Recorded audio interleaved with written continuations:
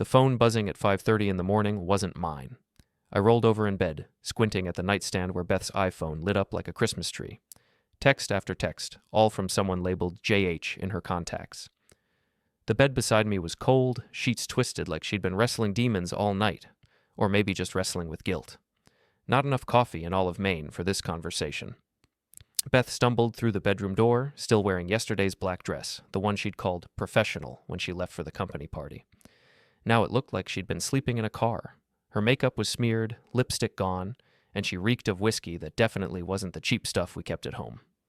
"Mason," she whispered, seeing me awake. "I need to tell you something." I sat up, my back against the headboard, and watched her crumble. 20 years of marriage, and I'd never seen her look this small. She collapsed into the chair by our dresser, the one where she usually folded laundry while complaining about her coworkers. "I messed up," she said, tears already flowing. "Last night, after the party, I stayed late with Jeremy, my boss. We were drinking in his office, talking about the quarterly reports, and things got complicated. Jeremy Hart, regional director, 40-something, drives a BMW that costs more than most people's houses. I'd met him twice at company picnics, both times walking away feeling like I needed a shower. Complicated how? I asked, though my gut already knew. We were together, in his office. It meant nothing, Mason, nothing. I love you. I've always loved you. It was just the alcohol and the stress and... Stop! I held up my hand. Just stop talking for a second. Beth nodded, wiping her nose with the back of her hand. She looked like a kid caught stealing candy, all wide eyes and trembling lips. Part of me wanted to comfort her, the part that remembered our wedding day and the way she used to laugh at my terrible jokes. But a bigger part, the part that had been building electrical systems for 20 years, recognized when something was fundamentally broken. "You're telling me this happened once? Last night?" "Yes, just last night. I swear, Mason, it was a mistake. A terrible, stupid mistake." I reached for her phone, still buzzing on the nightstand. She didn't stop me, which told me everything I needed to know about her guilt level. The messages from JH went back weeks. Not explicit, but the kind of inside jokes and late-night check-ins that don't happen between a boss and employee who barely know each other. "Beth," I said, scrolling through the message history. "These texts, they go back to last month." Her face went white. "Those are just work things, projects, and... Can't wait to see you tomorrow. Wear the blue dress." "That's about quarterly reports?" She started crying harder, the kind of ugly sobbing that comes from being caught in a lie. I set the phone down and looked at my wife of 20 years. Really looked at her. When had she started wearing perfume to work? When had she started coming home late 3 nights a week? When had she stopped looking me in the eye when she talked about her day? "How long?" I asked. "Mason, please." "How long, Beth?" 6 weeks, she whispered. "It started 6 weeks ago, but it's over now. I'm ending it. I already told him it was a mistake." 6 weeks. While I'd been working 60-hour weeks to pay for her new car, she'd been working late for entirely different reasons. While I'd been planning our anniversary dinner, she'd been planning how to sneak around with her boss. I stood up and walked to the window, looking out at our neighborhood. Mrs. Patterson was already up, walking her ancient golden retriever. The Kowalskis had their porch light on, probably getting ready for Tom's early shift at the paper mill. Normal people living normal lives, not dealing with this garbage at dawn on a Tuesday. "I believe you," I said, turning back to Beth. Her face brightened with relief. "You do?" "I believe it meant nothing to you. I believe you love me. I believe you're sorry." She stood up, moving toward me with her arms outstretched. "Thank you, Mason. Thank you for understanding. We can work through this. We can..." I stepped back before she could touch me. "I also believe in consequences." The relief drained from her face. "What do you mean?" I picked up my own phone from the nightstand and scrolled through my contacts. Found the number I was looking for, saved from last year's company picnic when Jeremy's wife had cornered me by the dessert table talking about their kitchen renovation. "What are you doing?" Beth asked, panic creeping into her voice. "Calling Linda Hart," I said, pressing the number. "Jeremy's wife. Remember her? Nice lady. Loves those cooking shows. I think she deserves to know what her husband's been up to." Beth lunged for my phone, but I was already walking toward the door. "Mason, no. Please, you'll ruin everything." "Everything's already ruined, Beth. I'm just making sure the damage gets distributed fairly." The phone rang twice before Linda answered, her voice groggy but polite. "Hello?" "Linda, this is Mason Parrish, Beth's husband. I'm sorry to call so early, but I thought you should know that your husband and my wife have been having an affair for the past 6 weeks. Last night, they were together in his office after the company party. Silence. Then, are you certain? I have text messages. Office security probably has footage. I'm sure HR would be interested in seeing both. Thank you for calling, Linda said, her voice steady as steel. I appreciate your honesty. The line went quiet. I looked at Beth, who was standing in our bedroom doorway like the world was ending. For her, it probably was. Why? She whispered. Why would you do that? Because actions have consequences, I said, already dialing the main number for her company, and because some things can't be fixed with tears and apologies. The automated system picked up, offering me a menu of options. I pressed the number for human resources and waited for someone to answer. Beth was begging now, promising to quit, to never see Jeremy again, to do anything if I would just hang up the phone. But I'd already made my choice. Some wires, once they're cut, can't be spliced back together. You have to tear out the whole system and start fresh. Human resources, this is Patricia speaking. Patricia, this is Mason Parrish. I need to report a violation of your workplace conduct policy. My wife, Beth Parrish, and her supervisor, Jeremy Hart, have been conducting an inappropriate relationship that includes after-hours meetings in his office. Beth sank to the floor in the hallway, her professional world crumbling with every word I spoke. By the time I finished giving Patricia the details, my wife's career was effectively over. I hung up and looked at the woman I'd married 20 years ago. She was still crying, still begging, still promising things would be different, but different wasn't enough anymore. Different was just another word for temporary. I'm going to make coffee, I said, stepping over her on my way to the kitchen. You might want to call a lawyer and maybe start looking for a new job. By 8:30, Beth's phone was ringing every 10 minutes. First it was Patricia from HR requesting an immediate meeting. Then Jeremy, his voice tight with panic when I answered Beth's phone instead of her. Where is she? He demanded. She needs to get down here right now. She's indisposed, I said, watching Beth pace our living room like a caged animal. Something about a family emergency. This is serious, Mason. There's been a complaint filed against both of us. Some kind of harassment allegation. Harassment? I laughed, the sound sharp enough to cut glass. That's an interesting way to describe adultery. Jeremy hung up. Beth glared at me from across the room, her eyes red from crying, but her anger finally starting to surface. You're destroying my life, she said. No, I replied, buttering my toast with deliberate calm. You destroyed your life. I'm just making sure everyone knows about it. My phone buzzed with a text from Sam, my business partner, and the closest thing I had to a best friend. We'd been running Parrish and Associates Electrical for 15 years, ever since we'd gotten tired of working for other people who didn't understand the difference between doing a job right and doing it fast. Coffee in 20?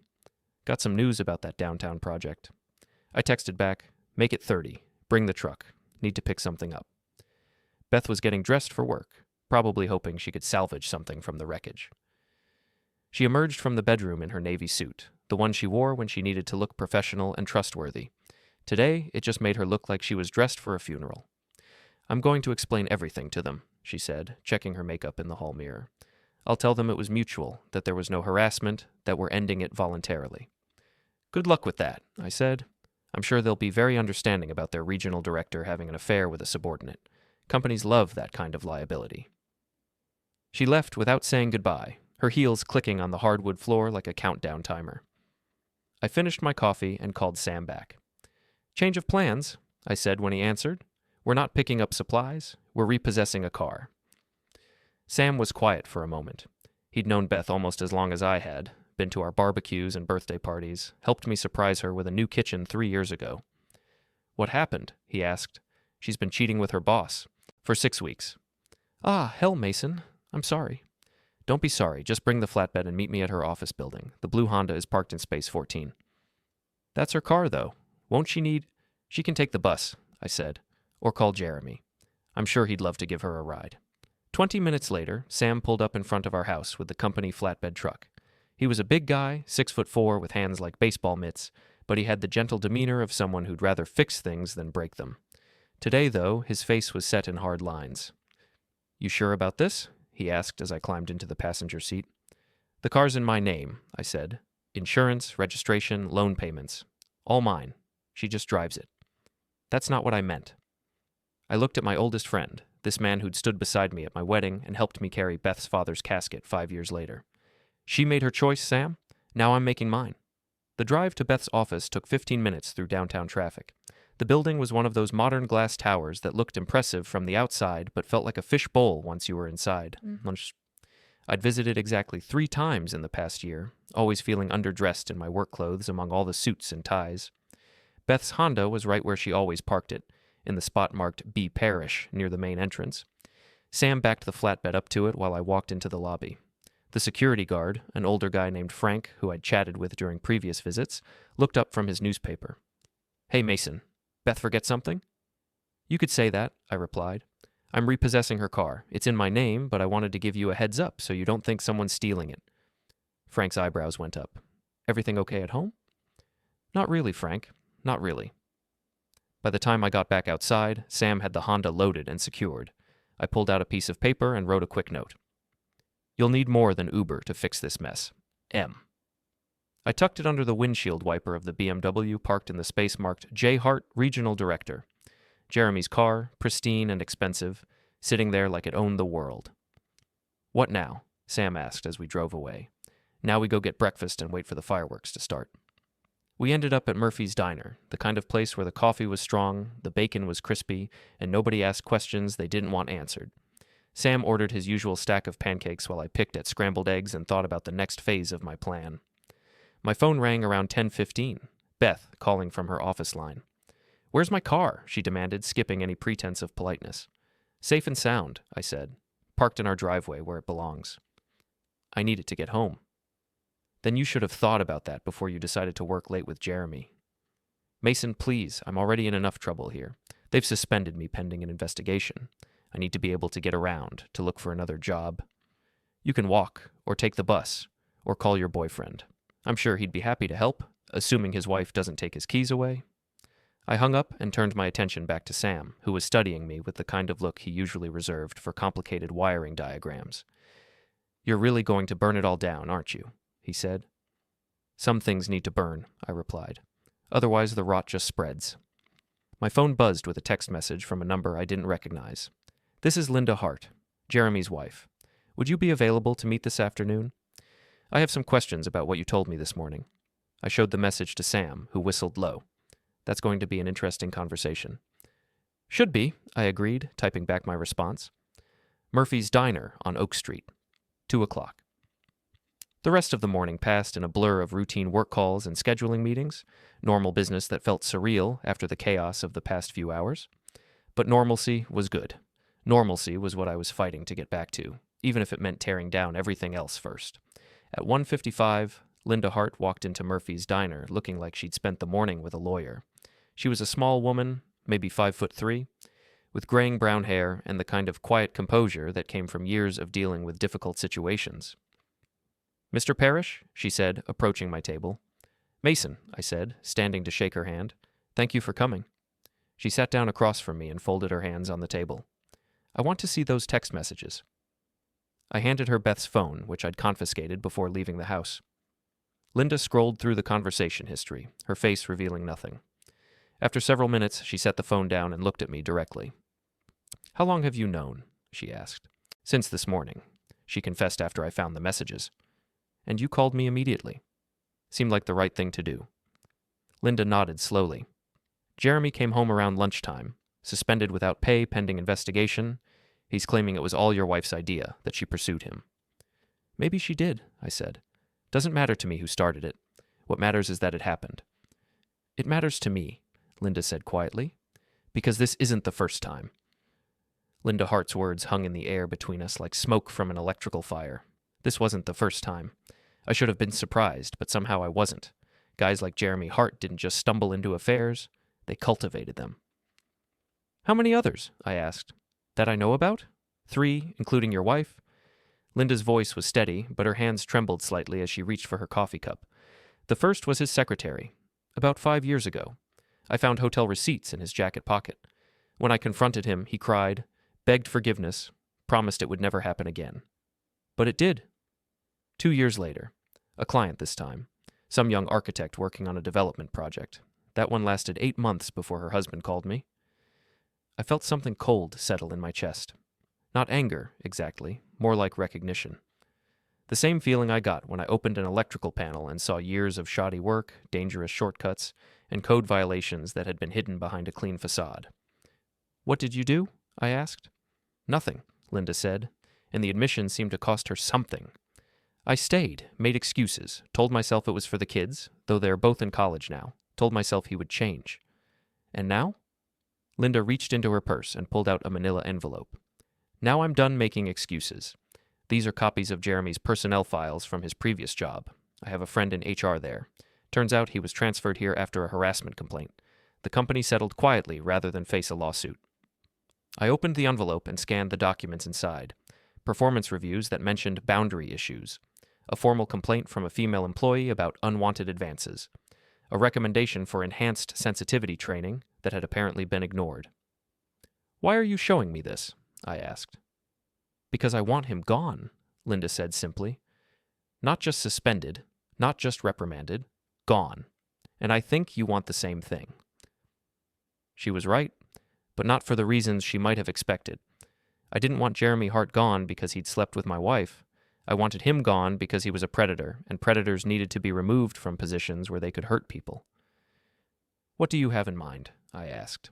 Linda smiled for the first time since she'd walked into the diner. It wasn't a pleasant expression. "The company is having their annual community festival this Saturday. Big public event, lots of employees and their families, local media coverage. Jeremy will be there, trying to maintain his image while the investigation is ongoing. And I think it's time everyone knew exactly what kind of man they've been working for." We spent the next hour planning what Linda called the reveal. She had documentation going back years, evidence of a pattern of behavior that the company couldn't ignore or cover up. I had the local connections and the kind of blue-collar credibility that would make people listen. By the time we shook hands in the parking lot, I felt something I hadn't experienced since finding those text messages on Beth's phone: purpose. My phone rang as I was driving home. Beth again, this time from her cell. "Mason, we need to talk." "I'm listening." "Not over the phone, in person. I'm at Starbucks on Main Street. Can you meet me here?" "Why would I do that?" "Because I have something you need to hear, about Jeremy, about what really happened." I almost hung up, almost kept driving toward home and the workshop where I could lose myself in the familiar routine of stripping wire and connecting circuits. But curiosity won out, the same curiosity that had made me a good electrician. When something wasn't working right, you had to trace the problem back to its source. The Starbucks was crowded with the usual afternoon mix of college students and office workers grabbing their caffeine fix.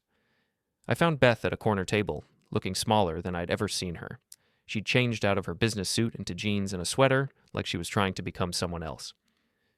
"Thank you for coming," she said as I sat down across from her. "You've got 5 minutes." Beth took a shaky breath. "Jeremy recorded us." The words hit me like a live wire. "What?"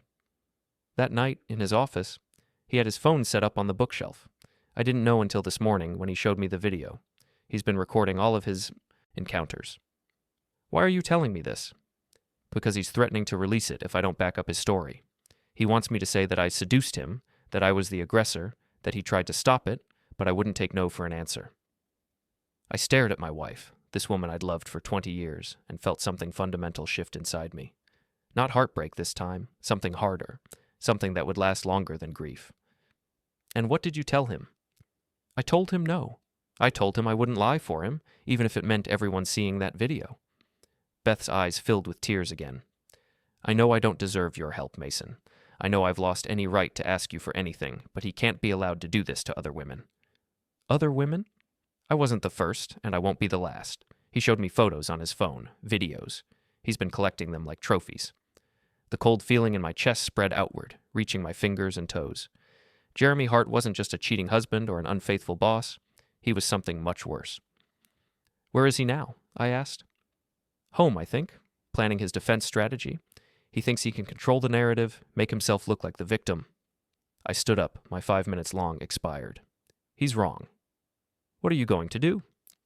"Whatever it takes," I said, and walked away before she could ask any more questions. The drive to Jeremy Hart's house took 20 minutes through suburban streets lined with oak trees and well-maintained lawns. His neighborhood was the kind of place where people drove luxury cars and hired landscaping services, where problems were solved with money rather than effort.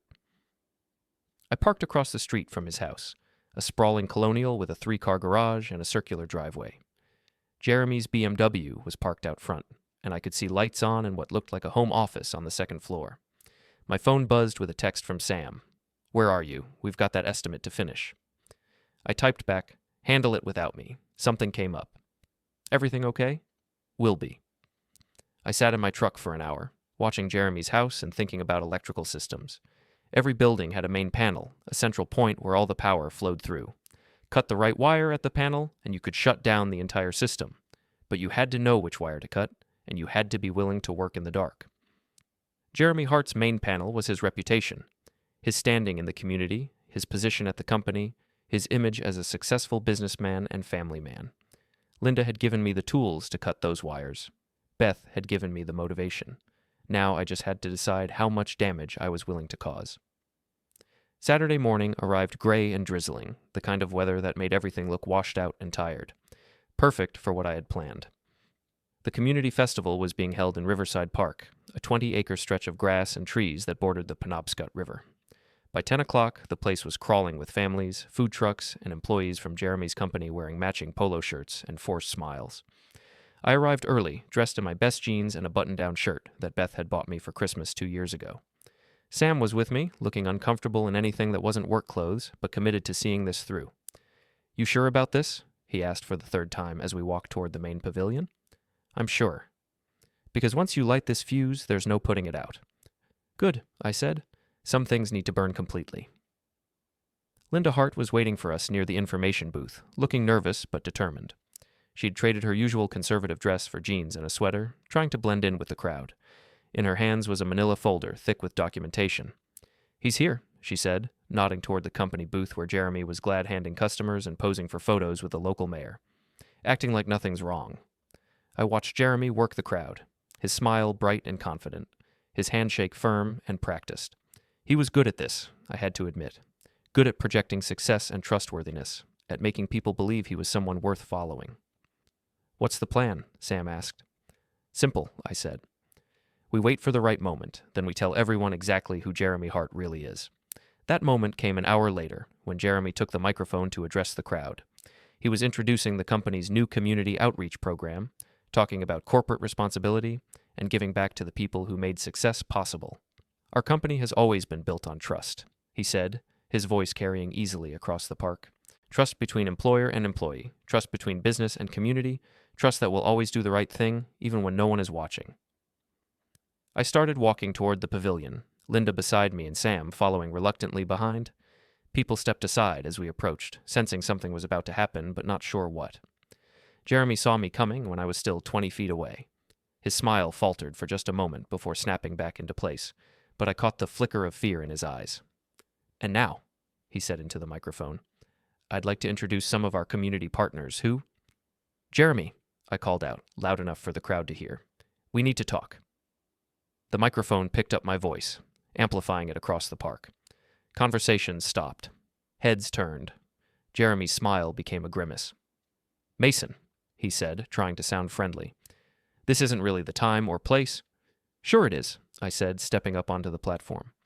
"This is exactly the time and place to talk about trust." I took the microphone from Jeremy's hand before he could protest. The crowd was watching now, sensing drama, but not sure what kind. I looked out at the sea of faces, employees and families and community members who deserved to know the truth. "My name is Mason Parrish," I said. "My wife works for this company. Worked anyway, until she was suspended this week for having an affair with her boss." A murmur ran through the crowd. Jeremy tried to step forward, but Sam moved to block him, all 6'4" of him suddenly looking very intimidating. "Now, I'm not here to embarrass my wife," I continued. "She made her choice, and she's dealing with the consequences. But I am here to talk about her boss, Jeremy Hart, and the pattern of behavior that led to this situation." Linda stepped forward and handed me the manila folder. I opened it and pulled out the first document. "This is a harassment complaint filed against Jeremy Hart at his previous job," I said, holding up the paper so the crowd could see it. "The company settled out of court rather than go to trial." Jeremy finally found his voice. "This is slander," he shouted. "Security. Someone call security." But there was no security at a community festival, just volunteers and employees who were too shocked to move. I pulled out another document. "This is a performance review from the same company, noting Jeremy's inappropriate relationships with subordinates and recommending counseling that was apparently never completed." The crowd was buzzing now, people pulling out their phones to record what was happening. I saw several local news reporters pushing through the crowd, their cameras already rolling. "And this," I said, pulling out the final document, "is a sworn statement from Jeremy's wife, Linda Hart, detailing 3 separate affairs that she's aware of, including the one with my wife." Linda stepped up to the microphone. "I stayed silent for too long," she said, her voice steady despite the magnitude of what she was doing. "I made excuses, I covered for him, I enabled his behavior because I was afraid of the consequences. But I'm more afraid of what happens if I stay silent." Jeremy was backing away now, his face pale and his hands shaking. "This is a setup," he said. "These people are lying. They're trying to destroy me because—" "Because what?" I asked, taking the microphone back. "Because your wife found out about your affairs? Because my wife got fired for sleeping with her boss? Because you've been preying on women for years and finally got caught?" The crowd was turning ugly now, the mood shifting from curiosity to anger.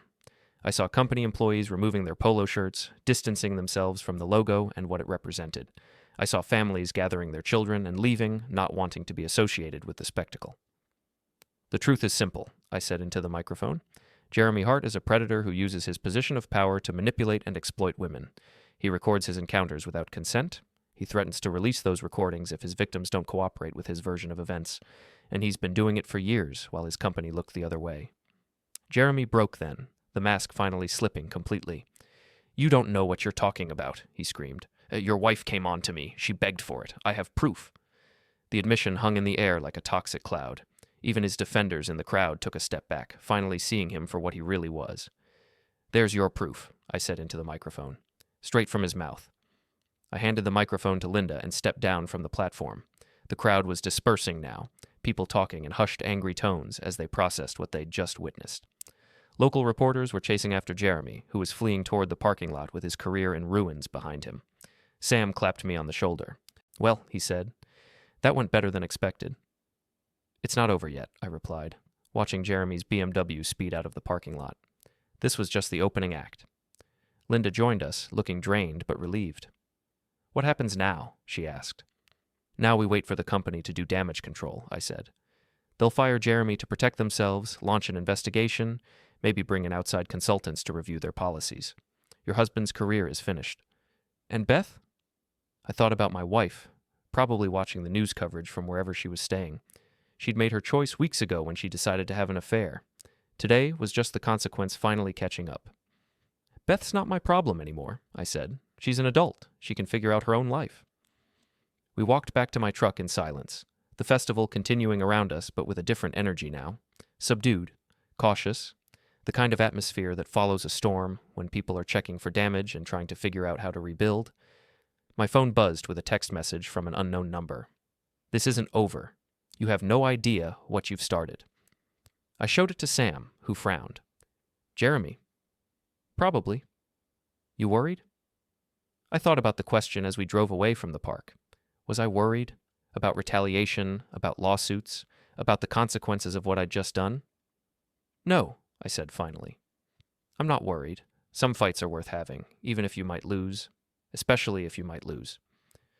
But as we drove through town, past the familiar streets and buildings that had been my home for 20 years, I couldn't shake the feeling that this was just the beginning. Jeremy Hart wasn't the type to go quietly, and desperate men with nothing left to lose were capable of almost anything. The real fight was just getting started. Monday morning brought consequences like a thunderstorm brings rain, sudden, overwhelming, and impossible to ignore. I was in my workshop, rewiring a junction box for the Henderson renovation, when my phone started ringing.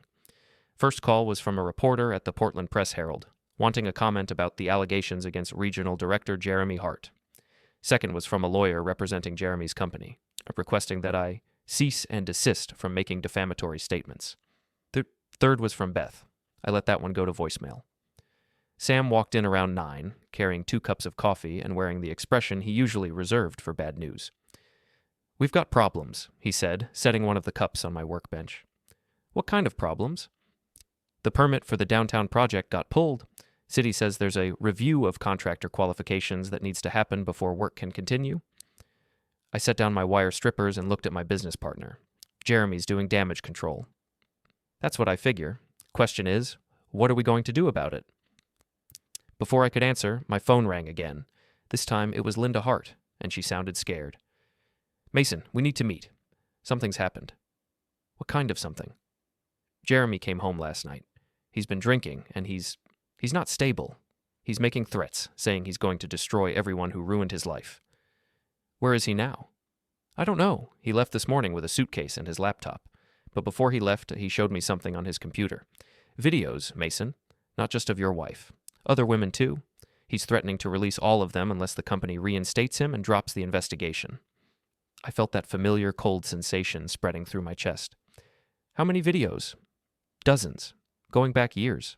Some of the women are married, some have children. If those videos get out... They won't, I said, though I wasn't sure how I was going to prevent it. How can you be sure? Because Jeremy Hart made one crucial mistake. He thinks he's the only one who knows how to play dirty. I hung up and turned to Sam. Change of plans. We're not working on the Henderson job today. What are we doing? We're going to war. The first stop was Jeremy's house, a sprawling colonial in an upscale neighborhood where the lawns were perfect and the secrets were buried deep. Linda met us at the front door, her face pale and her hands shaking. He took his computer, she said, leading us into the house. But he left this. She handed me a printed email, obviously composed in haste and sent to what looked like the entire company directory. The subject line read, "The truth about my accusers." I scanned the message, feeling my anger build with each paragraph. Jeremy was painting himself as the victim of a conspiracy, claiming that Linda and I had fabricated evidence to destroy his career. He was threatening to release proof of his innocence unless the company reversed its decision to suspend him. When did he send this? I asked. This morning, around 6, before the company opened. Sam was reading over my shoulder, his jaw tight with anger. This guy doesn't know when to quit. Yes, he does, I said. He just hasn't reached that point yet. I pulled out my phone and called the one person I knew who could help us track down Jeremy's location. My cousin Danny worked for the phone company, installing cell towers and maintaining equipment. More importantly, he had access to tools that could locate any phone signal in the area. Danny, it's Mason. I need a favor. What kind of favor? The kind that doesn't get discussed at family reunions. There was a pause. How illegal are we talking? Not illegal, just creative. I'll call you back in 20 minutes. While we waited, Linda showed us Jeremy's home office, a shrine to corporate success with awards and photos covering every wall. But when I looked closer, I noticed something else. A hidden camera mounted behind one of the picture frames, pointed directly at the desk. He was recording here too, I said, pointing out the camera to Sam. Linda's face went white. In our home? He was recording in our home? Probably for insurance, Sam said. Guy like that, he'd want leverage on everyone, including his wife. My phone buzzed with a text from Danny. Your guy is at the Riverside Motel on Route 2. Room 14. Signal's been stationary for the past 3 hours. Got him, I said, showing the message to Sam. What's the plan? I thought about it for a moment, weighing our options. We could call the police, but Jeremy hadn't technically broken any laws yet. We could confront him directly, but that would just give him a chance to release the videos out of spite. Or we could do what I'd been planning since this whole mess started. We could take away his power completely. Linda, I said, turning to Jeremy's wife, I need you to call the company's IT department. Tell them Jeremy's been using company equipment to record employees without their consent. Tell them you have evidence. What evidence? I pointed to the hidden camera. That, and whatever other surveillance equipment he's got hidden around this house. What are you going to do? Sam and I are going to have a conversation with your husband, a final conversation. The Riverside Motel was the kind of place where people went to disappear, at least temporarily. 40 rooms of faded carpet and broken dreams, surrounded by a parking lot that had seen better decades. Jeremy's BMW looked out of place among the rusted pickup trucks and economy cars. We found room 14 easily enough. The lights were on, and I could hear the sound of a television through the thin walls. I knocked on the door, hard enough to rattle the frame. Jeremy, it's Mason Parrish. We need to talk. Silence. Then footsteps and the sound of a chain being removed from the door. Jeremy opened it just wide enough to see out, his face unshaven and his eyes red and strained. What do you want? To make a deal. I'm not interested in deals. You will be, I said, holding up my phone. Because in about 10 minutes, your company's IT department is going to remotely wipe every device registered to your corporate account, including the laptop you're using to store those videos. Jeremy's face went pale. You can't do that. Actually, I can. Corporate security policy gives them the right to protect company data by any means necessary. And since you've been using company equipment to record employees without consent, those videos are considered stolen company property. I have backups. Where? On your home computer? The one that Linda is turning over to the FBI right now as evidence of illegal surveillance? Jeremy stepped back from the door, his composure finally cracking completely. This is harassment. I'll sue you for everything you're worth. With what money? Sam asked, speaking for the first time. You're unemployed, remember, and about to be divorced. Good luck finding a lawyer who'll work for free. I pushed the door open and stepped into the room. It smelled like desperation and cheap whiskey, with Jeremy's clothes scattered across the unmade bed, and his laptop open on the small table. Here's the deal, I said. You're going to delete every video, every photo, every piece of evidence you've collected over the years. You're going to resign from your job effective immediately. You're going to sign whatever divorce papers Linda puts in front of you, and you're going to leave town and never come back. And if I don't? I smiled, the expression feeling strange on my face after everything that had happened. If you don't, then I release the security footage from your office building showing you bringing women up to your office after hours. I release the financial records showing you using company funds for hotel rooms and expensive dinners. I release the sworn statements from 3 other women who are willing to testify about your behavior. You're bluffing. Try me. Jeremy stared at me for a long moment, probably trying to calculate his odds of calling my bluff and winning. Whatever he saw in my face convinced him not to take that chance. Fine, he said, moving to his laptop. But this isn't over. Yes, it is, I said, watching him delete file after file. This is exactly how it ends. 20 minutes later, we walked out of the motel room, leaving Jeremy Hart with nothing but his suitcase and his regrets. The laptop had been wiped clean, the videos were gone, and the man who had terrorized women for years was finally powerless. Think he'll actually leave town? Sam asked as we drove away. Doesn't matter, I said. He's finished either way. No job, no reputation, no leverage. He's just another middle-aged man with a history of bad decisions. My phone rang as we pulled into the parking lot of our office. Beth's number appeared on the screen, and this time I answered. It's over, I said before she could speak. Mason, It's over, Beth. Jeremy's gone, the videos are deleted, and you're free to start whatever life you want to build. Just build it somewhere else. What about us? I looked out at the town I'd called home for 20 years, the streets I'd driven down thousands of times, the buildings where I'd installed electrical systems that would outlast me. This was my place, my life, my choice. There is no us, I said. There hasn't been for 6 weeks. You just forgot to mention it. I hung up and turned to Sam. Come on, we've got work to do. The Henderson job? All of it, I said. We've got a business to run and a reputation to rebuild, and we've got all the time in the world to do it right. As we walked toward our office, I felt something I hadn't experienced in days. Peace. Not happiness, exactly, and certainly not satisfaction. But peace, the kind that comes from knowing you've done what needed to be done, regardless of the cost. Jeremy Hart was gone. Beth was gone. The lies and the betrayal and the manipulation were gone. What remained was the work, the craft, the simple satisfaction of connecting wires and making things function the way they were supposed to. Some systems could be repaired when they broke down. Others had to be completely rewired. I was ready to start fresh,